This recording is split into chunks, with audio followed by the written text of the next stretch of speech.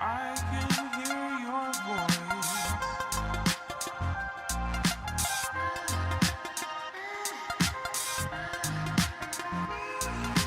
I can hear your voice. Step Up Box pour venir recruter ton grand fessier en position étirée. Plusieurs choses à laquelle on va venir faire attention pour la réalisation de ce mouvement. Dans un premier temps, on veut trouver la bonne hauteur de travail sur la box. Donc pour ça, tu vas venir tendre une jambe et tu vas venir fléchir au maximum ta hanche. L'idée, c'est que tu veux garder une colonne droite, neutre, et tu ne veux pas arrondir ton bas du dos. Sinon, tu vas créer des compensations lorsque tu vas venir exécuter le mouvement et ce ne sera pas efficace. Tu tends une jambe, tu fléchis et tu regardes si ton pied passe au-dessus. S'il passe au-dessus, c'est qu'on est plutôt pas mal. Si ça ne s'arrondit pas et que ça passe au-dessus, c'est que c'est très bien. Une fois que tu as réalisé ce premier test, tu le fais avec la deuxième hanche pour être sûr que tu es bien symétrique. Au niveau de la mise en place, tu vas venir te mettre dans cette position-là. On va éviter d'avoir une trop grosse flexion de genou, sinon on va commencer à engager le quadriceps. Nous, on veut vraiment s'attarder sur le travail du grand fessier. On garde toujours cette colonne lombaire droite. On va pouvoir chercher une flexion de hanche pour pouvoir encore plus s'étirer. On va éviter de pousser dans le sol avec nos orteils sur le pied opposé, sinon ça va être trop facile, on ne gardera aucune tension. Et au niveau de la progression, ce qu'il faut que tu comprennes aussi, la troisième chose la plus importante, c'est qu'on veut contrôler la descente et on ne veut pas descendre d'un coup brusquement. Exemple, tu vas pouvoir monter de cette manière-là sans t'aider de l'autre pied.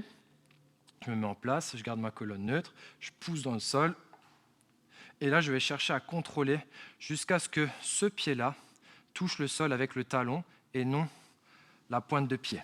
Et au moins, ça me permettra de pouvoir repartir sans triche, en maximisant la tension. Si maintenant tu es trop haut et que même si ta hanche passe avec le précédent test, eh bien ça se peut qu'au bout d'un moment, eh bien, tu commences à perdre l'équilibre et que d'un coup tu tombes et tu n'as pas maximisé le temps sous tension sur la phase négative. Donc nous, on veut retenir ces trois choses-là. On se met en place et on va réaliser l'exécution. Donc on évite d'avoir trop de flexion de genou. Je maximise ma colonne droite, je me penche en avant pour avoir une flexion de hanche et maximiser le travail des fessiers. Je me mets en place, j'inspire et je pousse fort dans le sol sans m'aider de l'autre jambe. Je contrôle. 1, 2, 3. Voilà, là ça arrive, là, j'y arrivais le cas, ça tombe bien. Au moins on a pu voir que je galère quand même un petit peu. Je recommence, j'active, je pousse légèrement, je ne m'aide pas d'ici et je pousse. Je contrôle. 1, 2, 3.